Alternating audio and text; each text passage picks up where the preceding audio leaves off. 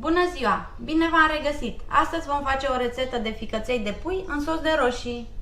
Pentru această rețetă avem nevoie de 500 de grame de ficăței de pui curățați, spălați și scurși de apă, 3 cepe medii tocate fin,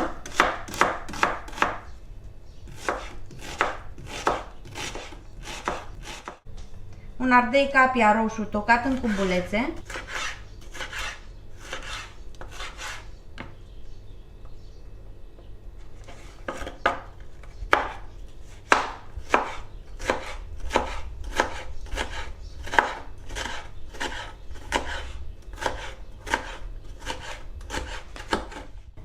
șase căței de usturoi feliați,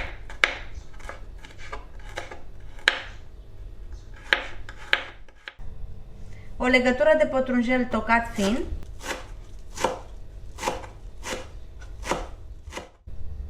o lingură cu boia dulce, 400 de grame de suc de roșii, sare, piper și 50 de ml de ulei.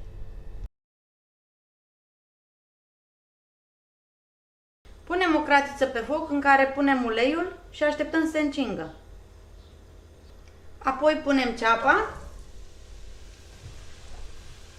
ardeiul,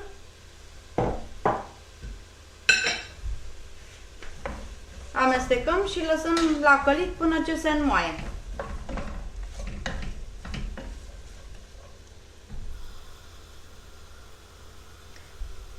Avem grijă să amestecăm din când în când pentru ca legumele să se călească uniform.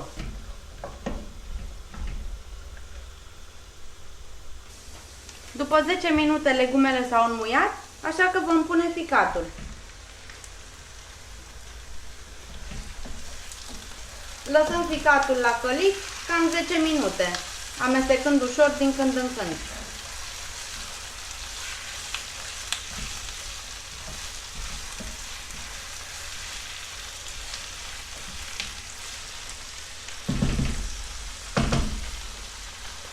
Tot acum punem piper proaspăt măcinat. Nu punem acum sarea pentru că sarea scoate apa din țesuturi și ficatul devine prea uscat. Sarea o vom pune la final. Amestecăm bine și lăsăm să se călească în continuare, cam pentru 10 minute, cum am spus și mai devreme. Au trecut cele 10 minute, acum adăugăm sucul de roșii.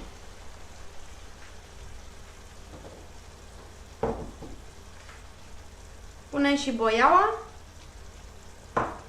și apoi usturoiul.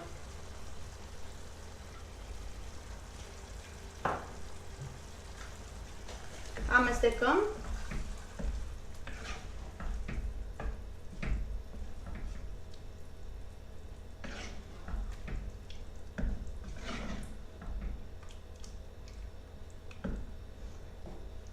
Și lăsăm să fiarbă cam pentru 10 minute, amestecând din când în când. La final adăugăm sare.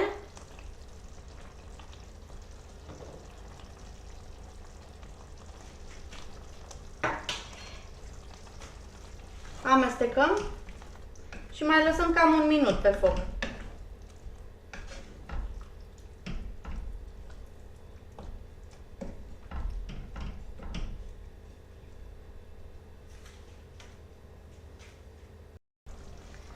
După un minut punem pătrunjelul,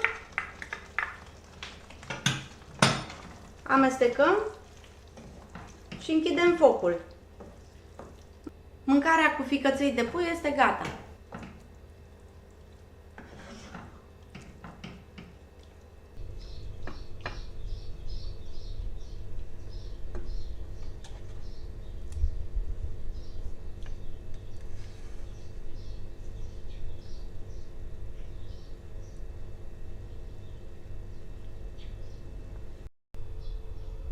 Vă mulțumesc că ați urmărit rețeta de azi. Dacă v-a plăcut, vă invit să vă abonați la canalul meu și să dați like rețetelor care vă plac. Pentru dumneavoastră este gratuit, dar pentru mine înseamnă foarte mult. Vă doresc o zi minunată!